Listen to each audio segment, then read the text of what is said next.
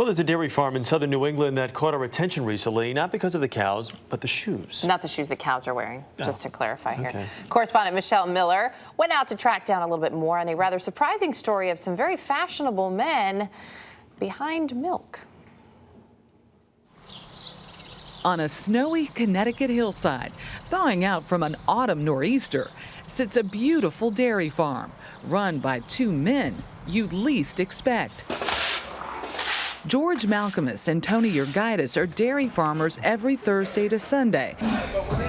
But any other day of the week, you can find them here. Oh, I love this.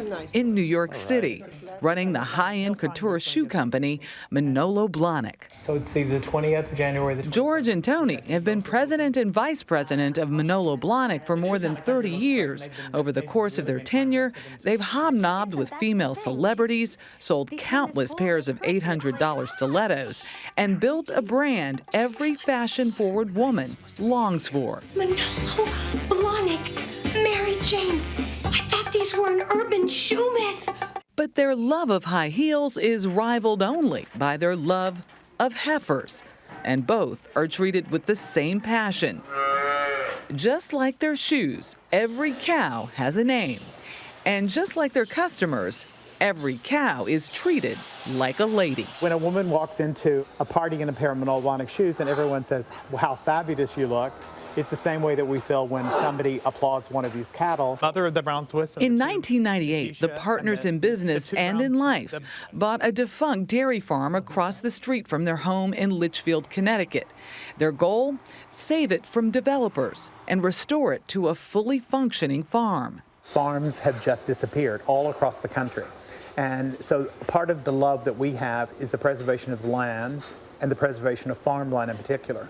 Today, Arethusa Farm has more than 400 cattle and employs more than 25 full-time employees who do everything from milking to bottling to scooping. One scoop, Mitchell. It's a small business that's had a big impact on the local economy. George and Tony have led by example every step of the way.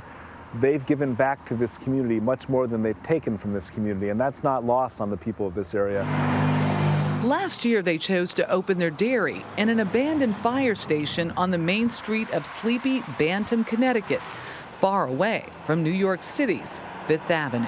You run a major shoe company. I mean, couldn't you have done something about the design of these things? You like that? In fashion, I love it. I thought you liked the color. Blue. It is the color of the season. But don't let the great taste in Italian cashmere fool you.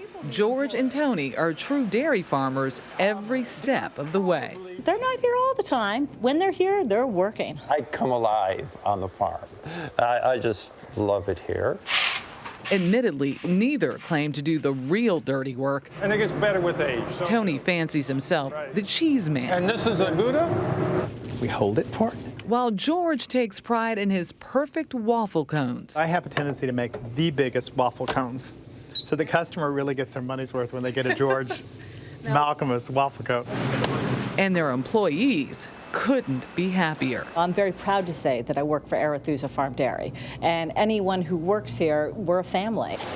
In addition to providing lifetime careers to local townspeople, George and Tony are also providing for the next generation. A recent tent sale of their gorgeous shoes raised $100,000 for scholarships that will send a child of a local farmer to agriculture school. We have been very blessed in our lives with our partnership and with our business, and now with this farm. I mean, I think it's all about giving back. It sure is. So whether farmer or fashionista, it's clear George and Tony have a certain flair for success. I'm so rich. And impeccable taste. Michelle Miller, CBS News, Litchfield, Connecticut.